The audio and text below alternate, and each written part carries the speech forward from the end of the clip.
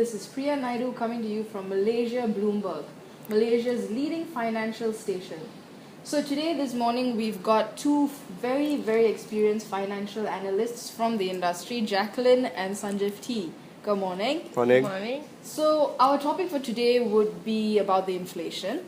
While organizations are primarily concerned with the cost of talent rather than the cost of living, even with the inflation of 2.1% last year, inflation is still lower than the actual 2013 salary increase budget of nearly 3%, which means employees' purchasing power has increased modestly. But everywhere I still hear people struggling with surviving in today's life. Why do you think that is? Okay, we look at it from an open perspective, okay? Yeah. The bank is in the highest hierarchy chain, and the bank are letting people go. If the bank is letting people go, we are going to see the whole economic system collapse. HSBC, Maybank, Citibank, CIMB, OCB, we are just letting people go. I myself was let go was when I started studying this, and we are looking at new laws being implemented, the GST. The GST is a 6% waste of time. It's going on a pyramid scale. You pay 6%, you pay 6%, you pay 6%, and the consumers who will pay the 6 times 5% are going to pay 30% extra for something which costs so much less. So that is how inflation is created, in my opinion. So how do you think, Jacqueline, people can, what do you think that they should do to overcome this? Well, I think personally, if let's say you see like, for instance, freshly graduates, they go in when they start working, their pay will be like what, 1,500 at least, and if let's say they're not staying with their parents, if they're staying on their own, like how are they going to survive? Exactly. How are they going to, pay for their rent, pay for their car rent, pay for this, pay for that, pay for everything? I think by the time they pay for each and everything, they will be left like what, few $100 to spend on, and they can't even buy their, needs. I mean, the things they need, and for a price, for a salaries at the start of 1,500 is practically not enough for a freshly graduate or even any other, probably a, degree holder and so on. So, yeah. So is it about a problem of where people don't know how to prioritize their purchases, or is it the economy that is the problem? Well, I think the people should know how to prioritize what to buy and what to not buy. I mean, they should know how to spend wisely in the end of the day. Yeah. So what about the property market? How is the fresh graduate supposed to invest in property when there doesn't seem to be, it's always a high rise, it's a rise, everything is rising. How do you think this is going to work? I'm going to tell you what I'm going to tell my future kids. Yeah. I'm going to help my kids in giving them money to buy a house, because I read in the papers last week, in USJ, if you want to buy a house, you have to earn 15,000 ringgit.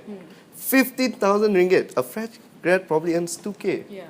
How are you going to get that? That's like 7.5 more. Yeah.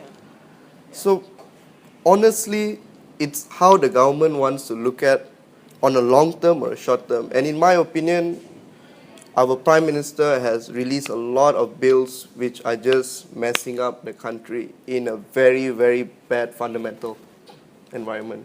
So do you think, Jacqueline, that this will lead to a brain drain? I guess so. Yeah.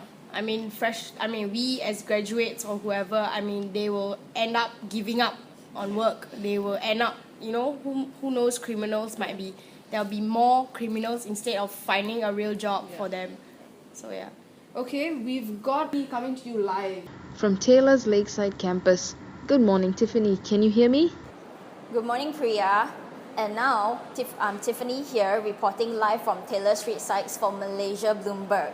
So here we have Ms. Ai Hua with us to help us with our interview about the latest financial issue that happens in the country. So, Ms. Ai Hua, are you currently studying or working? I'm a worker. Okay. So, what do you think about the inflation in the country? It's too bad. Why? Everything is increasing, the petrol, the food, and then also the rental. Okay, so how much are you paying for this in the previous?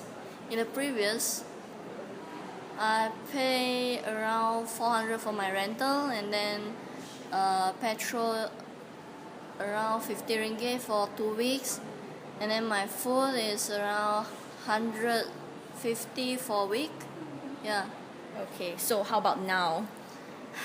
Now it's terrible, and it's like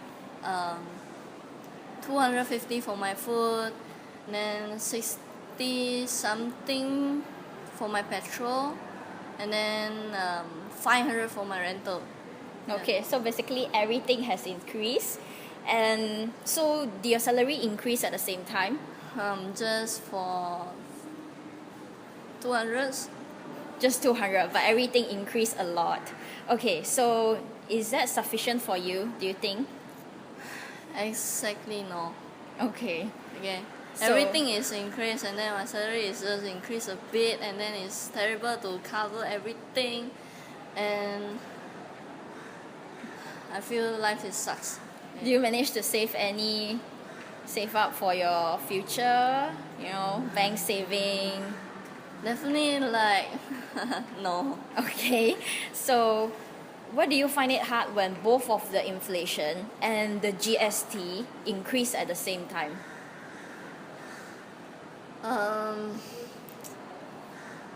I think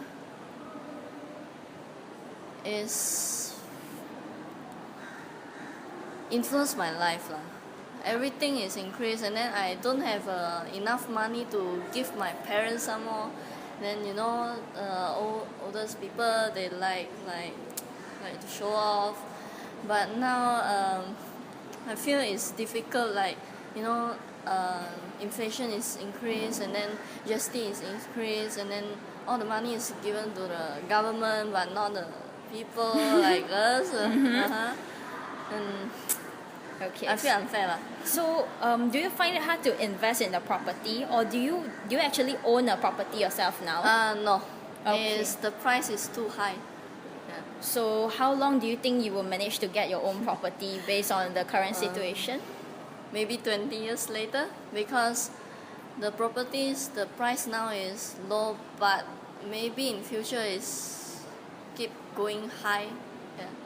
Okay. So, thank you, Ahua, for reporting with us. Okay, thank you, Tiffany, for that. Well, this is probably what all the people are going through Yeah. right now. Yeah, very true. This is very relevant, so stay tuned. We'll be back right after this commercial.